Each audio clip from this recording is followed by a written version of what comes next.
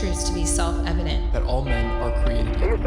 As a member of Congress, I get to have a lot of really interesting people in the office. Experts on what they're talking about. This is the podcast for insights into the issues. China, bioterrorism, Medicare for all. In-depth discussions. Breaking it down into simple terms. We hold these truths. We hold these truths. With Dan Crenshaw. The Eagle has landed.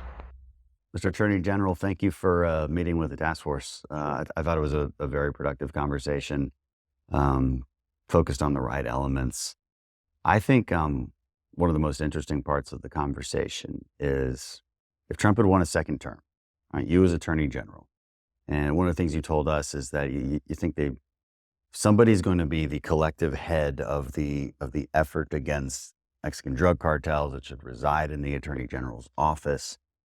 You know, what would have that structure looked like? What would the plan have looked like? It's multifaceted, right? You have all these elements, diplomatically dealing with a guy like AMLO, using this carrot and stick approach, leverage to get them to do what we want. But what is it we want exactly? I mean, what would have that first meeting looked like? Well, I do think Trump would have executed a much more aggressive strategy go right after the cartels. I probably wouldn't have been Attorney General, but what I envisioned was, and you know, this was inchoate, but the Mexicans would have a top official that would have the lead on their side. Yeah. We would have a top official who would have the lead. I thought that should be the Attorney General for obvious reasons, but and then we would have essentially a joint staff underneath him, broken into the different areas of effort like interdiction, fentanyl precursors, cartel financing, those kinds of things. We've broken up our task force very broken similarly, up, actually. And each task force would have the key American agencies involved. Like Treasury would be on finance, but they might not be on interdiction, and Coast Guard would be on interdiction, and so. But we'd have the key American players in each of those task forces, and Mexican representatives would have a similar structure and be represented on these task forces also, and each task force would execute on their responsibilities and their program, and we tried to integrate it into an overall plan. That was sort of the rough idea. Yeah. The basic problem when you're working with the Mexicans is that because their system is so pervaded by corruption, you have to be very careful in safeguarding the information. And so my view was that at the first phases of this, special steps would have to be taken to protect operational information, especially when Americans were involved. Yeah. Let's talk about those different nodes. So there's like any problem, there's different points of failure that you can attack a problem from, and so you're talking about drug trafficking. You've got precursors, you've got the people who are receiving the precursors, the shipping companies, the fake postage, the border security, especially north to south, because precursors and weapons go north to south, and there's way less security there, ability to interdict than there is south to north. Then you've got the actual operations in Mexico. You've got the labs. You've got the management, the kingpins, the sicarios, all of that. Then you've got the corruption and the financing. So there's all of these different nodes. And I think one of our key goals is to figure out the lowest hanging fruit, greatest effect with least amount of effort, or even most realistic effort would be a way to put that. How do you assess that? I totally agree. So when we started on this, one of the lowest hanging fruit was actually ocean interdiction on the seas, because we felt we knew which where the targets were. We just didn't have enough platforms at sea to interdict. Yeah.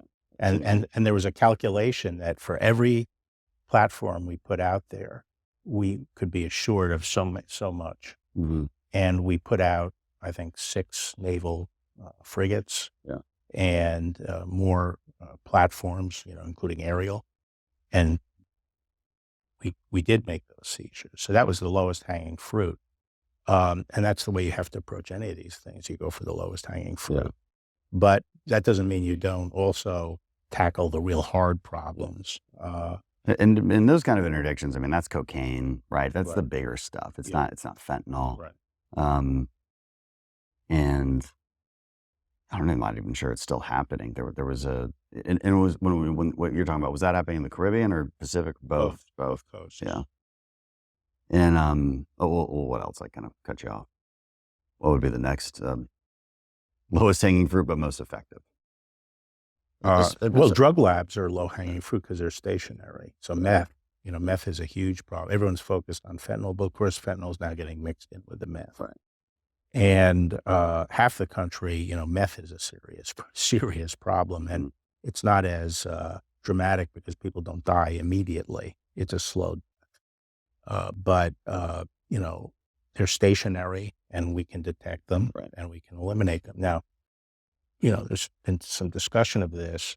I think we have to act, carefully in what we do. So, for example, there've been talk about, just putting missiles in, blow them up.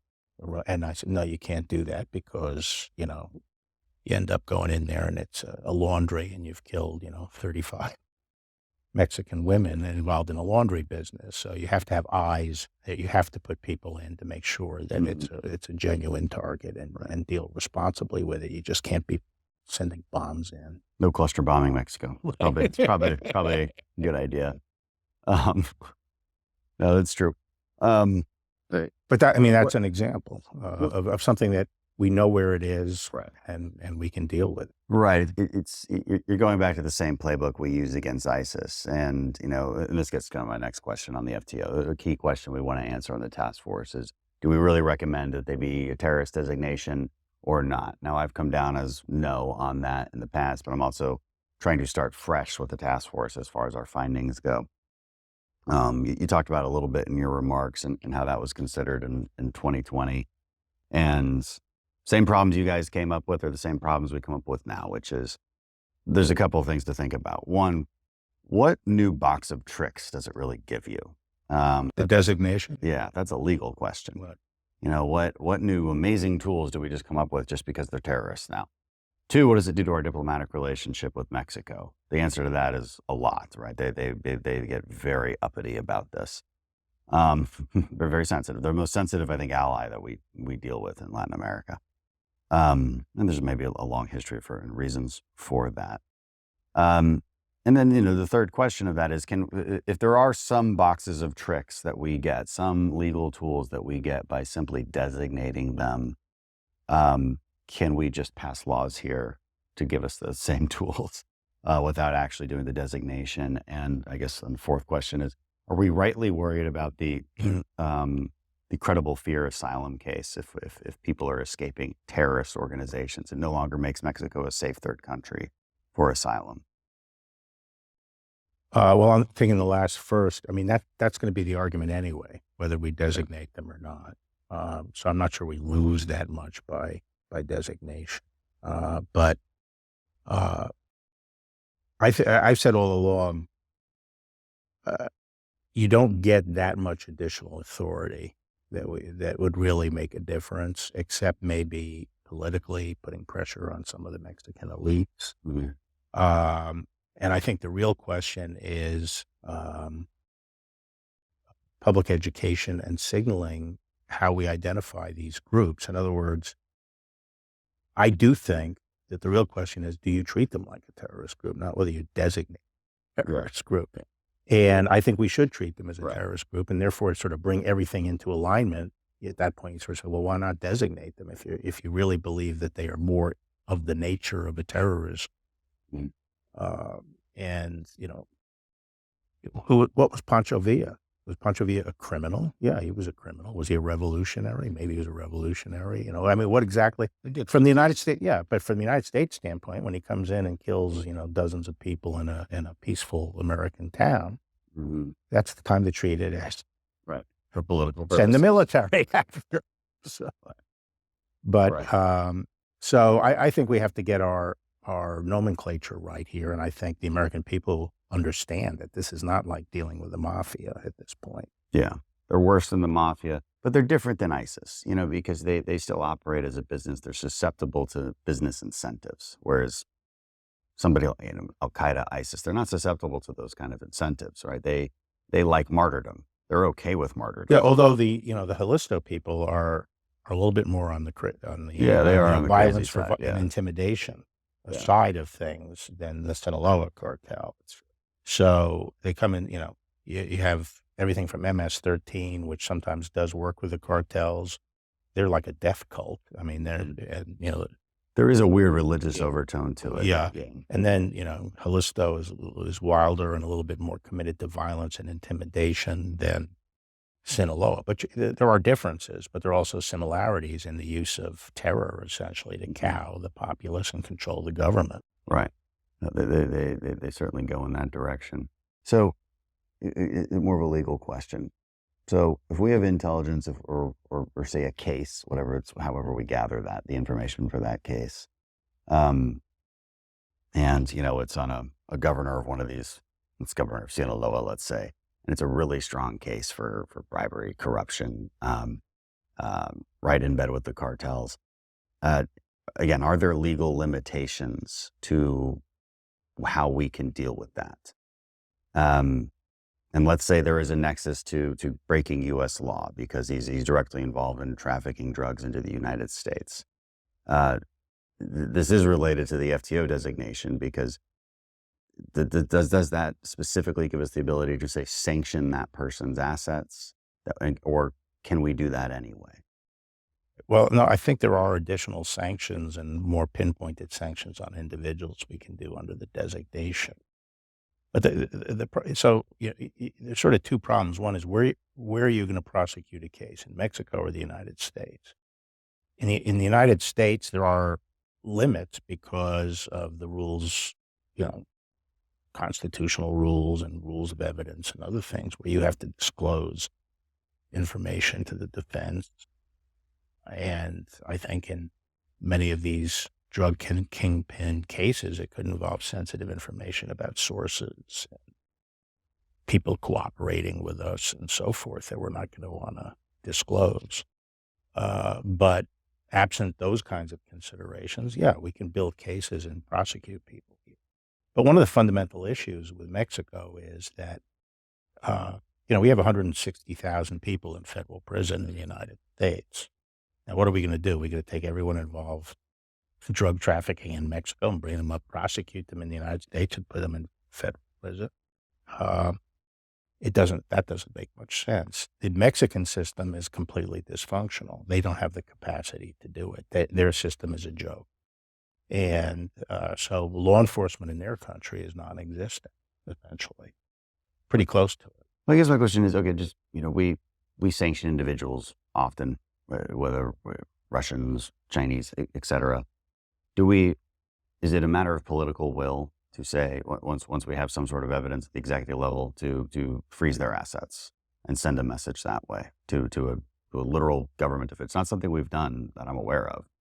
With the Mexicans. Yeah, with the Mexicans. I mean, is there a legal impediment to that, or is it a political will impediment?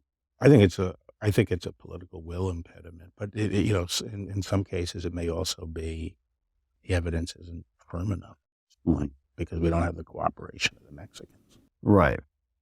So one thing I did in conversations with DEA, because I'm always asking about this FTO designation, one of the concerns they brought up was once you start involving classified means of collection, and an FTO designation would sort of push for that. Again, you could do it anyway. There's a reason you can't, but there's sort of a cultural change with an FTO designation. And so they said it would make their prosecutions a little bit harder because they purposefully stick with, overt traditional law enforcement means of collecting evidence. Is that a concern that makes sense? Yeah, I'm not sure if a designation would make that a worse problem for them, but that's what I was referring to when I was saying, if your object is to try someone in the American system, you pretty much have to scrub the case of any sensitive information. Yeah. Which therefore limits the number of cases. We've never really figured this out. I mean, so let's say we make it the entire thing a military operation, and they're terrorists. They're just like ISIS. The entire thing's a military operation. We never really figured this out in Afghanistan. I mean, when I was deployed there, it was very unclear how we would actually take the people in once we got them if they weren't dead. Yeah, And so it was, to me, I mean, the United States is the only country that doesn't know, basically we can't take prisoners in our military operations. We don't know what they are. I mean, it's pretty ridiculous. And it should be very clear. we turn them over to the Afghans who Yeah, don't once really we- have a system. Right. Or we let them loose and it's catch and release, and Americans risk their lives for that. It's just insane. Normally, if you commit the military, that brings with it necessarily the power of the military to hold people as prisoners. But we've never figured out how to do it. I don't know. I don't understand Simply because why. that's because of the excesses of the Supreme Court in those terrorist cases, where they essentially started suggesting, they haven't really coldly ruled this, but that they have constitutional protection. Right. And so that's why they're in Gitmo, right? I mean, it's like a Gitmo 101 for somebody. I mean, is that? Well, that's our effectively position why? was they don't have constitutional rights. They're prisoners of war that can be held at our discretion for the duration of the conflict. Yeah, they committed a act of war against us. Yes, we catch them. We catch them on American soil, so they have. Well, most of it's them confusing. were turned over to us in Afghanistan. So, or we captured them in Afghanistan. But But it gets to the question of a cartel. So a cartel member is committing an act of war, as we see it, against the United States, but we catch them on U.S. soil, and so it has to be, by definition, a law enforcement issue. But do we have to see it that way? Does it? And there's probably more benefit in seeing that way, since our military justice system isn't really a system at all. Right? I mean, it's not a very effective system. A lot of it depends on how you look at it, and I think there's a natural. I'm not for going whole hog and saying, these people are national security threat to the United States, and they can be tracked, no matter where you get them, no matter what circumstances, you could shoot them on sight. I'm not saying that. I think there could be some cases it makes sense to bring criminally. So, for example, we have the discretion of treating terrorists, including those involved in 9/11, try them in Article 3 courts if we want, but we also have discretion not to. And that's how I view this. Just talk about the role of FISA and all this. That's going to be a fight this year as for reauthorization of FISA, and specifically the FBI's use of it. I see a lot of the information that I'm getting on cartels and the counter-narcotics mission in general is FISA derived.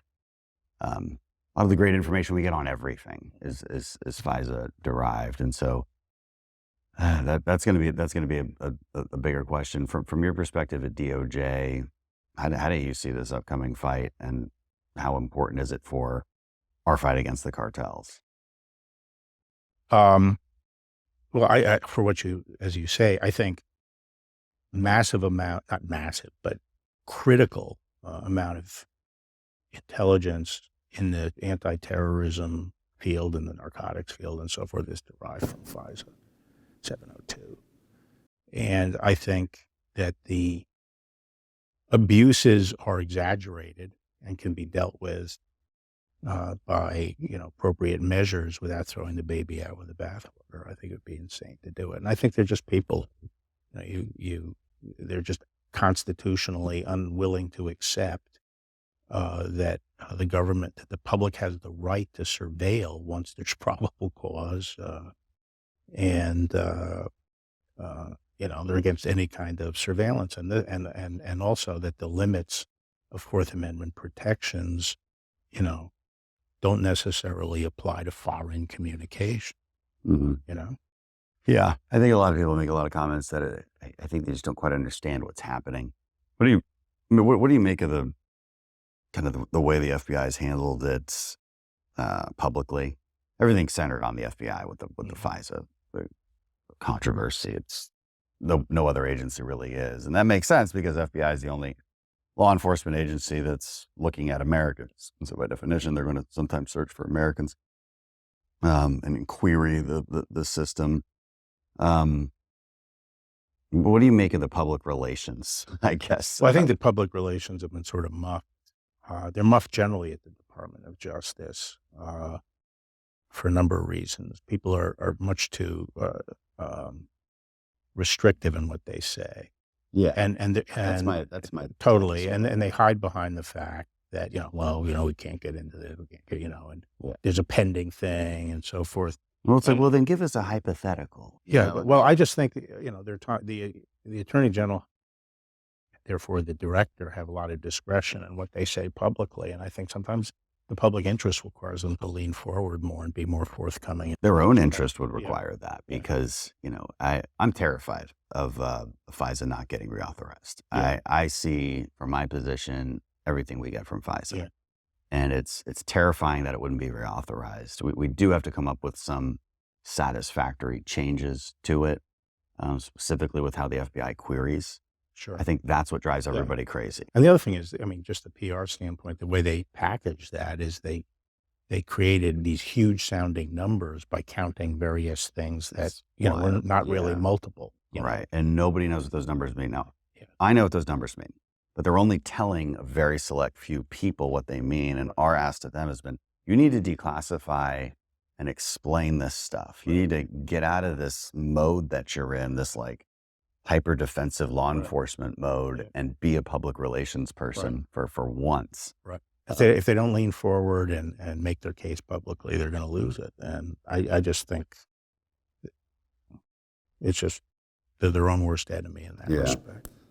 It's a kind of a sidetrack, but I do think there are practical steps that can be taken. And the fact is, it's just become so, black and white. Everything the FBI does has to be attacked and challenged. But, we did actually we tried to take the NSA's internal audit process and and establish it within the FBI, and they're working on that kind of thing. They've made a lot of changes. They've made a lot of changes, and more policing can be done. And one of the fundamental problems in the Bureau is lack of discipline. They don't discipline people, Yeah. People get away with, and they have to, once again, strive to be the best at what they do. And that requires lopping off heads. Yeah. And I think that's a key part of it. I mean, there's some of these things that happen that should be considered criminal. Yeah. Or just, you're fired. Yeah. Back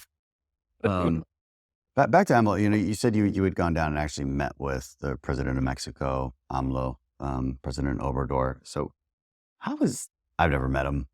He just kind of yells at me on the news. But what's that interaction like? I mean, my take, and from listening to you, is he's highly transactional, which means a carrot and stick approach can work if we're trying to get them to do what we want to get them to do.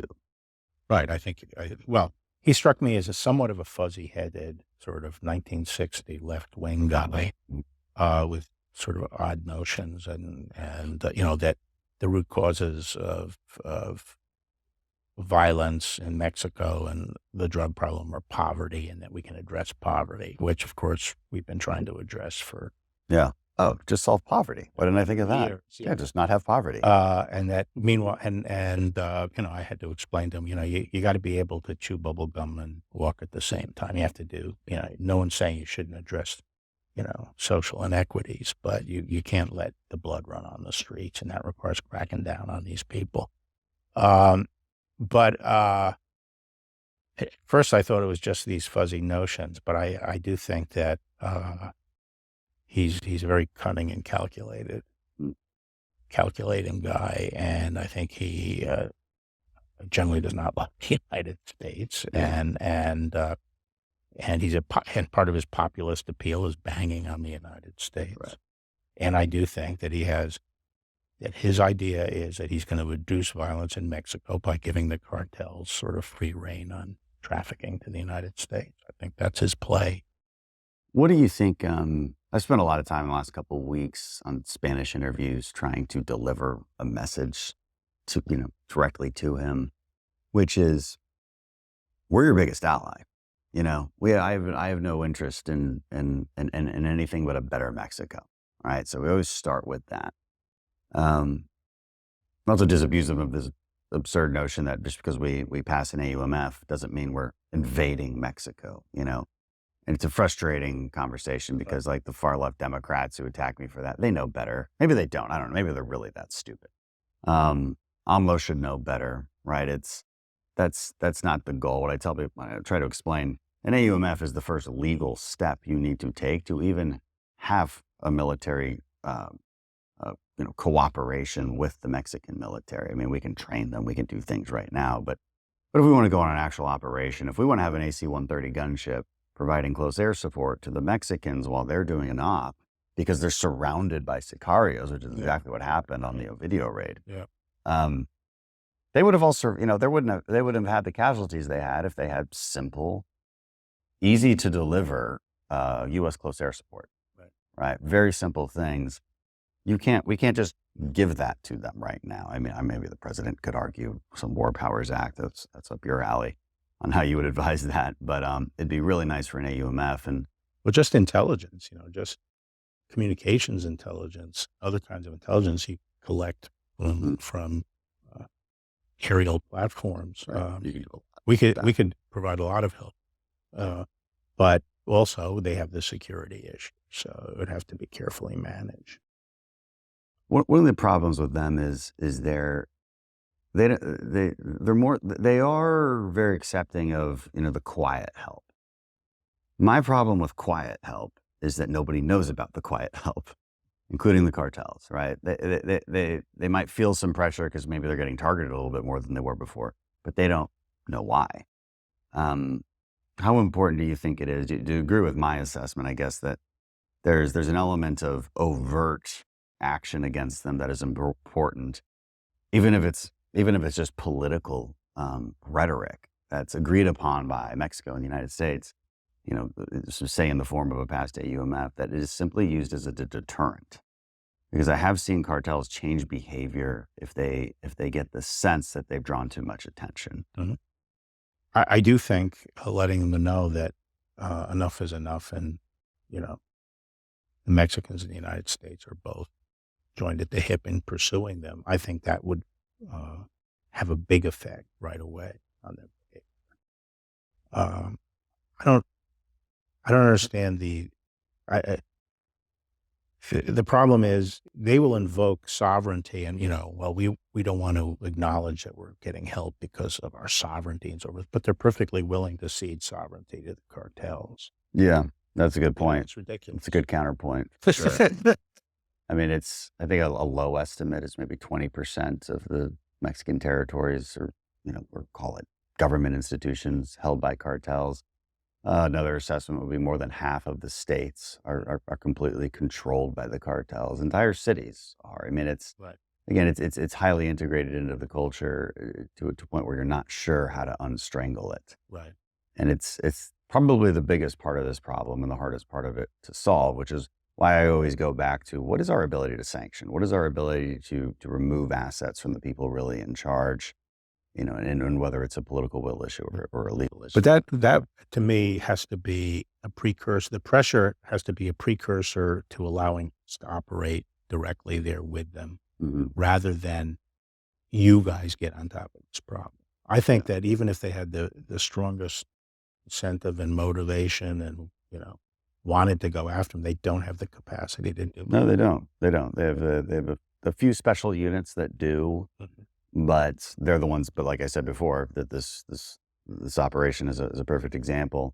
Really capable people going into do that operation with no support. Right. And plus people even higher up diming them out to the cartels because they don't want it to happen. Right. I mean, it's not an environment in which they're free to act, and their systems are broken. Their law enforcement system is broken. That came up a lot. They don't even have close to the number of qualified prosecutors. And that gets to it. Like, that's why I asked if we could help. I mean, nation building, I agree with your initial statement, but it doesn't mean we don't try. And, is there a reasonable way to literally train more Mexican prosecutors, train more Mexican lawyers? Is there I don't know. We're trying to think outside the box. Yeah, we do. And we have been for, a long time. And we have those programs in the Department of Justice. Basically, it's like military program in the sense that you go and work with them and exchanges and you work with them and all that stuff. You bring in experts and, Is But there room to expand those kind of things? To yeah, but I don't. So number one, he starts with a broken system. And then what he did was this comprehensive reform where he was changing the entire legal system into the American kind of legal system, the continental kind of legal system, and which is a fundamental shift in the criminal justice process, And so everything was in turmoil. Courts, the prosecutors, the Attorney General's domain, and so forth. He's doing the same in the national security. He started eliminating, he's going to put everything into the National Guard and create this big National Guard. So everything was in flux. Well, I was there, and now he's had to retreat on some of that stuff. So, it's a chaotic system. My view is the only time that nation building has worked is when it's a byproduct of a common fight. South Korea became a modern state by fighting shoulder to shoulder with the United States in the Korean War and then standing guard afterward. Right. And so the common fight is the catalyst. And without that, you just go in ahead of time. Okay, we're gonna fix you so you can take care of your own problem. That doesn't work. Yeah. No, it doesn't. I agree with that mentality. They're telling me I have to go.